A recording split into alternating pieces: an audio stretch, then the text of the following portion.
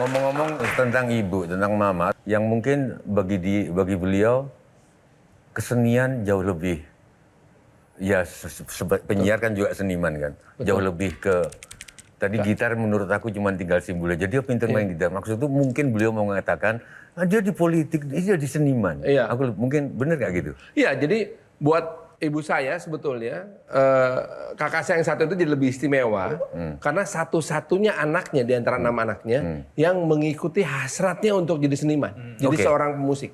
Kalau tentang kesenian, saya bisa nggak menitipkan karena di atas pundak Farhan sekarang ada Sujiwo Tejo. Saya orang Bandung walaupun di Jakarta. Iya, orang betul, yang pernah tinggal di Bandung nggak akan pernah bisa tinggalin Bandung. Ya, setuju. Oke, aku 10 tahun di Bandung. Aku cuman berharap ke Farhan sekarang, bisa nggak gedung Indonesia menggugat itu jadi berwibawa, nggak dikepung sama gedung-gedung. Oke, sekarang dikepung sama gedung-gedung, tapi orang dari jauh itu sudah melihat di sana Soekarno pernah di sidang pertama tentang Indonesia. Di sana Soekarno pernah dipenjara, dibanjai, terus akhirnya ke Sukamiskin. Sekarang gedung Indonesia menggugat itu, Masya Allah, itu sejarah Indonesia awal. Indonesia menggugat di sana, pledoi. Udah ruko-ruko, kita kadang-kadang kita lewat, aku mau nunjukin ke anakku kan lewat, sudah kelewatan karena kalau di Eropa gitu kan dari jauh udah kelihatan itu Bisa nggak Wali Kota Farhan mengembalikan itu? Yang pertama akan saya gugat itu adalah developernya Ruko Bancai yang mengubah penjara Bancai menjadi kompleks ruko.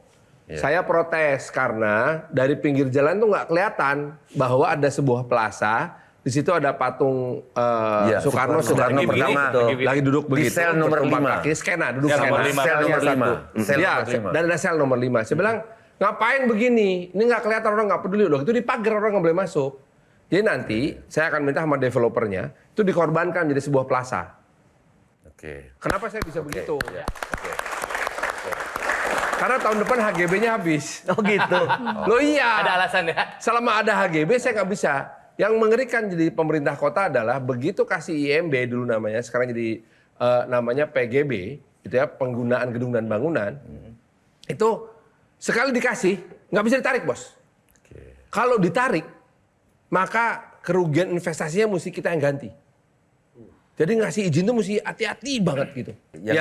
Jadi nanti Indonesia Menggugat tidak boleh berdiri sendiri, harus menjadi sebuah rangkaian cerita. Cerita tentang anak Surabaya yang ibunya dibuang dari Bali, kawin sama lurah di Surabaya. Jalan Ciatul 8. Betul. Kemudian dia bisa sekolah di Indonesia Hoge School, tapi pada saat itu dia serumah dengan Cokro Aminoto sebagai gurunya, yang ngajari dia tentang kebangsaan dan keislaman, serta ada gurunya yang namanya Ahmad Bandung, yang ngajari dia tentang ajaran Islam.